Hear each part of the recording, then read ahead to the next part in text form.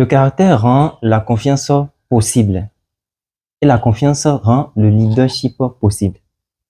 Le caractère communique beaucoup de choses aux gens. Le caractère communique la constance. Le caractère communique le potentiel. Quand un leader a un caractère très fort, les gens ont confiance en lui. Le caractère communique donc quoi? Le respect. Vous savez, la seule chose qui retourne avec le cortège funèbre et refuse d'être enterré, c'est le caractère d'un homme. C'est vrai. Tout ce qu'un homme est lui survit et ne peut jamais être enterré. Et pour finir, quand les gens vous respectent comme une personne, ils vous admirent. Quand les gens vous respectent comme un ami, ils vous aiment simplement. Mais quand les gens vous respectent comme leader, ils vous suivent. Et aujourd'hui, nous avons porté notre respect sur une leaduse de sa communauté, très respectée dans son pays. Je ne vais pas la présenter puisque elle est là elle-même. Bonjour Madame Golay. Bonjour monsieur. Comment allez-vous? Bien, merci et vous. Super bien. Pouvez-vous vous présenter à notre public s'il vous plaît? Je m'appelle Godline Agbidinokon, je suis militante très engagée de la société civile. Je suis directrice exécutive de l'ONG Jeunesse, Paix et Environnement pour un développement durable. Wow, super. Pouvez-vous nous dire à quel âge vous aviez occupé votre tout premier poste de responsabilité?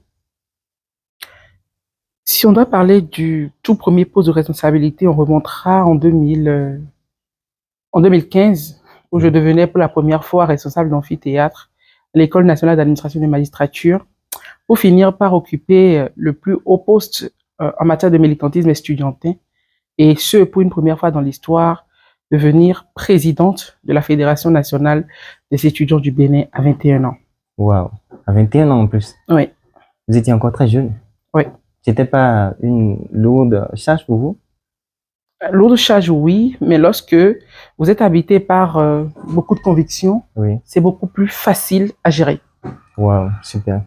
Je n'en doute pas. Quels sont les différents postes de responsabilité que vous avez occupés à ce jour? Alors, après le militantisme estudiantin où j'ai milité au sein de la Fédération nationale des étudiants du Bénin, mon militantisme s'est poursuivi au sein de la société civile où, je le disais tantôt, je suis aujourd'hui directrice exécutive de l'ONG Jeunesse, Paix et Environnement pour un développement durable depuis quelques années à ce jour. Oui. Mais au-delà de ça, j'occupe depuis peu la vice-direction exécutive d'une organisation mondiale appelée Global Changemakers, qui est une organisation mondiale de jeunesse née à l'issue du précédent sommet de la jeunesse de la Banque mondiale. Et en dehors de ça, il y a bien d'autres, je ne parlerai pas de postes ni de titres, mais d'autres initiatives que j'ai à mon actif, portées par moi. Et donc, voilà, ainsi dit, c'est les quelques postes qu'on peut énumérer en ce qui me concerne. Wow, super. Cher public, bonjour. Je suis Deo Gracias à votre septième. Je suis entrepreneur, investisseur. Je suis également le PDG de cette association. Avant qu'on ne continue, merci beaucoup, Madame Godline, de nous avoir reçus. C'est moi qui vous remercie.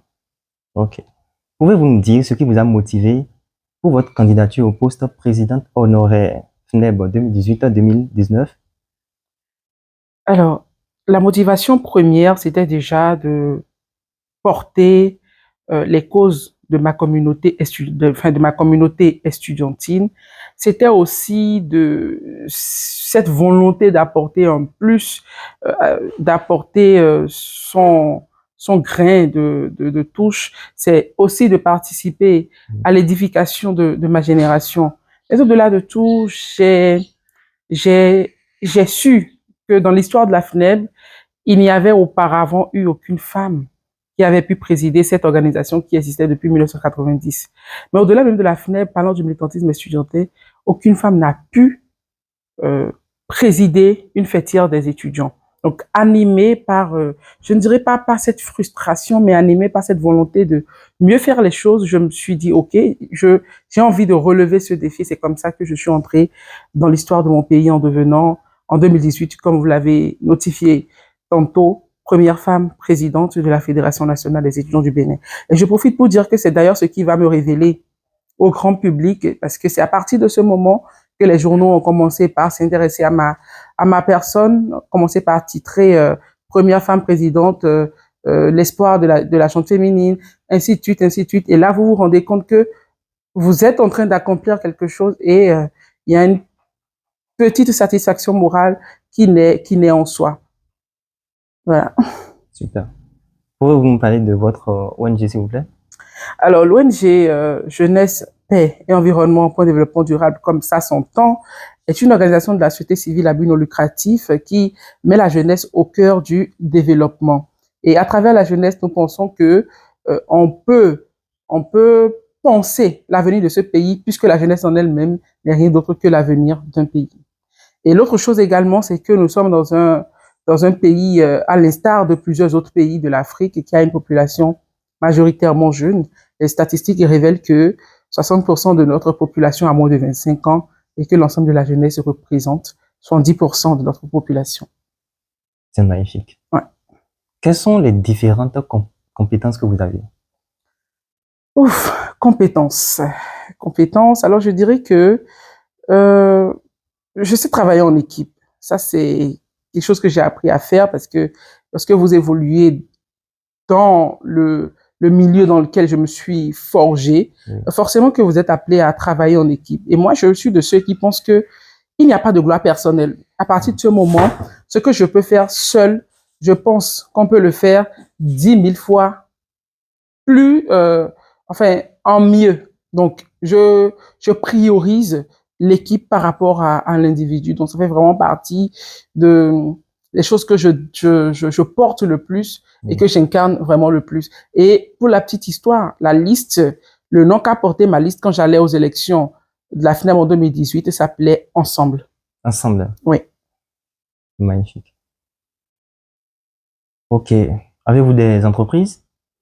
Non. Entreprise à but lucratif, c'est bien ça? Hein? Oui. Non. Non. Je ne suis pas entrepreneur. En tout cas, pas pour l'heure. Là, je suis vraiment content parce que nous sommes sur une question qui est vraiment importante. Vous avez initié récemment le sommet de la jeunesse béninoise. Oui. Avec un groupe de personnes. Oui. Un succès total selon nous. Merci. Vu l'affluence et surtout les personnalités qui se sont déplacées spécialement pour vous. Alors, quel était l'objectif de ce sommet? Alors, le sommet de la jeunesse béninoise est né d'un constat. Un constat selon lequel il n'y a plus vraiment une plateforme de discussion État, jeunesse, jeunesse, État. La seule raison que le seul organe qui était la voix la plus autorisée pour porter, excusez la tautologie, la voix de la jeunesse, l'organe consultatif de la jeunesse, a été suspendu par le gouvernement actuel en 2018 ou 2019, beaucoup plus je pense 2019. À partir de ce moment, il y a eu une fracture. Et la jeunesse se sent délaissée, elle n'a plus de porte-voix. Nous avons réfléchi et est née en moi l'idée de créer, on va dire, de bâtir un pont, si je peux le dire ainsi, entre la jeunesse et l'État et le gouvernement actuel. Et d'ailleurs, parlant d'État, parlant de gouvernement, c'est aussi toutes les parties prenantes à la vie de notre pays. J'entends par là les partis politiques, les organisations de la société civile. Et dans cet élan, après toute cette réflexion, je me suis dit, OK, il va falloir créer en quelque sorte un consortium au sein de la jeunesse pour ensemble aller à ce sommet. C'est justement pour ça que vous allez constater que le comité d'organisation et de supervision qui ont conduit ce sommet, cette initiative, sont composés, parlant bien sûr du comité d'organisation et du comité de supervision, sont composés de présidents et présidentes des organisations de la société civile du Bénin. Donc, ils viennent de différentes organisations de la société civile de jeunesse du Bénin. Donc, voilà, en quelque sorte, ce qui nous a emmenés à penser ce sommet et à le faire. Et par la grâce de Dieu, je peux dire que tout s'est bien passé comme exactement on l'aurait voulu. Le plaidoyer a vu le jour. Le plaidoyer a commencé par être présenté aux différentes autorités quelques chefs de partis politiques ont déjà reçu le plaidoyer, mais ce qui nous tenait le plus à cœur, c'est le ministre d'État en charge du développement et de la coordination de l'action gouvernementale qui avait à charge de rédiger la rédaction de la loi 2060 qui va engager le Bénin à partir de 2030 à 2060. Okay. Et donc, qui nous a reçu le plaidoyer de nos mains. Nous avons échangé autour également le ministre des petites et moyennes entreprises, puisque vous parliez tantôt d'entrepreneuriat. Donc, sur le volet entrepreneuriat et employabilité, nous avons longuement discuté autour de ce plaidoyer-là. Et sans parler des organisations de la société, des organisations internationales telles que l'Union européenne et quelques ambassades accréditées au Bénin, telles que l'ambassade de France, qui ont déjà officiellement reçu le plaidoyer.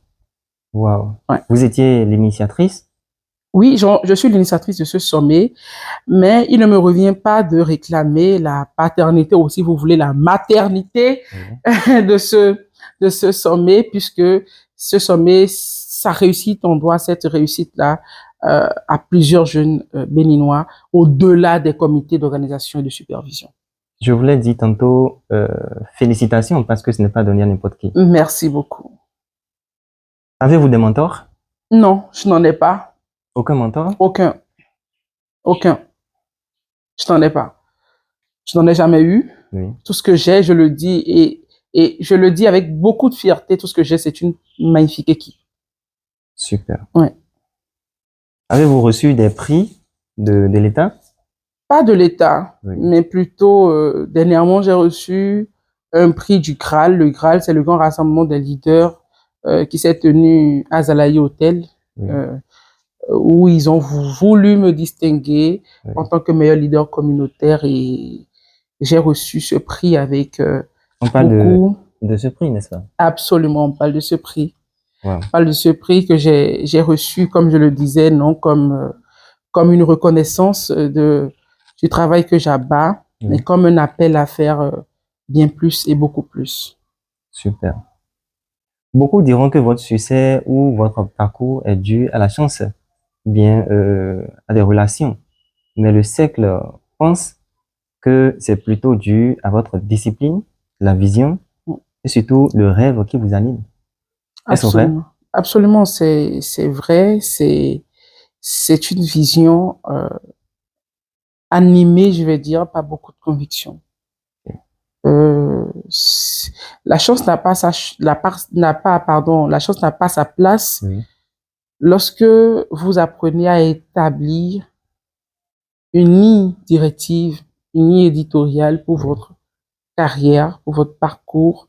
Je parle de carrière parce que au-delà, d'accord, du plan académique, et il faut notifier que je continue toujours d'étudier, et je le dis toujours à mes jeunes frères et sœurs qui militent, que le militantisme n'est pas une excuse pour ne pas prioriser les études.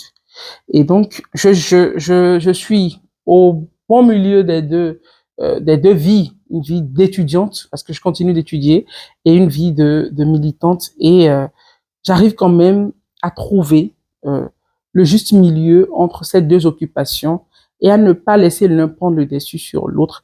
Et je le dis toujours, la plus grosse priorité restera toujours les études, tant que je n'ai pas fini. Ah, c'est bien. Ouais. Un peu comme le président des États-Unis, Roosevelt, qui lisait jusqu'à sa mort. Ah, c'est important de lire. Je pense que Abraham Lincoln le disait. Il disait, je n'ai pas de respect pour un homme qui n'est pas plus sage aujourd'hui qu'il ne l'était hier. Super. Et il disait ainsi qu'il est important de continuer par apprendre. Ça, c'est vrai. Oui, il est important de continuer par s'instruire. Oui. Parce que plus vous avez à cœur qu'il faut s'instruire, plus vous cherchez à mieux comprendre comment fonctionne le monde. Ok. Donc, moi, je pense que les études, ce n'est pas du tout à banaliser. Je suis d'accord que avec ceux qui pensent que l'entrepreneuriat est une porte de sortie, je pense aussi ainsi, parce que l'État ne peut pas consommer tout ce... Oui, ce n'est pas possible. La réalité est là, mais ça n'exclut pas le fait qu'il faut étudier. Ok. Ça n'exclut pas le fait qu'il faut étudier, c'est important. Ok, merci beaucoup. Et si vous devez recommander, disons, 3 livres sur le développement personnel, le leadership, quels seront ces livres? Alors, il faut dire que Oui. je ne lis pas beaucoup de livres sur le développement personnel, le Ok. leadership. Ok. Ce que je fais Oui.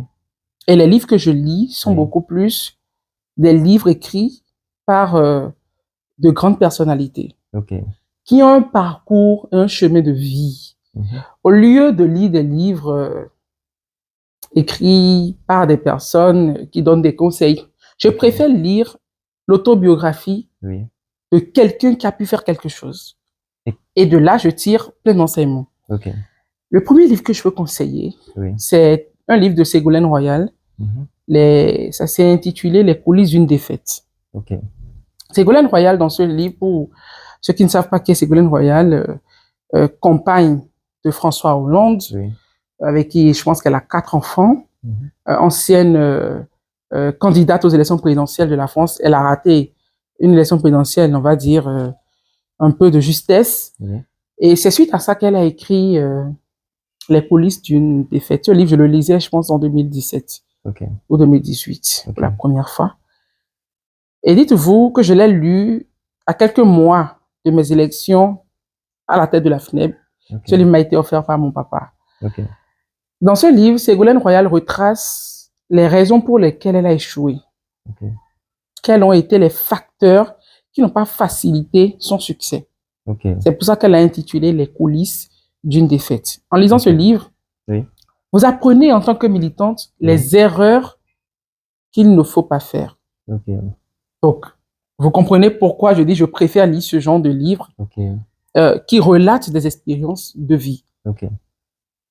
Ensuite, si je dois conseiller un deuxième livre, ça va être, euh, ça va être Un long chemin vers la liberté Oui. de Nelson Mandela, Ok. qui est son autobiographie, un livre dans lequel on pourra lire son histoire. Mhm. Et ce livre est très instructif, en tout cas pour moi, parce que euh, franchement, j'ai fini de lire le livre et je ne voulais pas que ça s'arrête. Ok. Parce que vous y apprenez un tas de choses. Ensuite, le troisième livre, c'est un peu compliqué, hein. Oui. Quand on vous demande 3 livres, Oui. c'est un peu compliqué. Ok. Alors, troisième livre, je parlerai de Une question d'honneur. Celui qui l'a écrit, il s'appelle, je suis en train d'oublier, Oui. mais le livre est intitulé Une question d'honneur. Ce livre nous relate l'histoire d'un militaire Oui. qui a été jugé à titre posthume après sa mort. Ok. Il a, euh, comment on va dire, on le juge pour avoir abandonné ses troupes au cours de la guerre. C'est un livre relaté d'une histoire réelle. Ok. Une question d'honneur, qu'est-ce qui m'a retenu, qu'est-ce qui a particulièrement retenu mon attention dans ce livre? C'est dit que qui ne s'est pas demandé une fois, est-ce que l'honneur vaut plus que la vie ou la vie plus que l'honneur, ne sait ni ce qu'est la vie, ni ce qu'est l'honneur. Ok. C'est le résumé même du livre. Ok. C'est vrai qu'il est un peu gros, si on peut le Oui. dire de façon très vulgaire comme ça, Oui. mais il faut le lire. Il Ok. faut comprendre qu'à un moment donné, on va se demander quelle est la frontière entre la vie et l'honneur, Mhm. ou est-ce que l'honneur, c'est la vie, Ok. ou est-ce que la vie, c'est l'honneur. Ok. Donc, 3 livres, si je dois tout de suite conseiller 3 livres à quelqu'un, ça peut être ces 3 livres-là. Ok. Voilà, très Merci beaucoup. instructif, oui. Quels sont vos rêves dans les années à venir? Alors, c'est compliqué de répondre à cette question, très compliqué. Euh, la seule chose que moi je dis, c'est tant que je peux servir, je continuerai pas à servir. Tant que je peux être utile, je continuerai pas à être utile. C'est à ça que se résument mes rêves. Merci beaucoup, Merci. Madame Godelaine Abedinkou. Nous sommes à la fin de cette interview. Alors, n'oubliez pas que le plus important, l'objectif ultime n'est pas d'avoir beaucoup d'argent, mais plus d'impact et de liberté. Notre joie réside dans la vôtre. À très bientôt.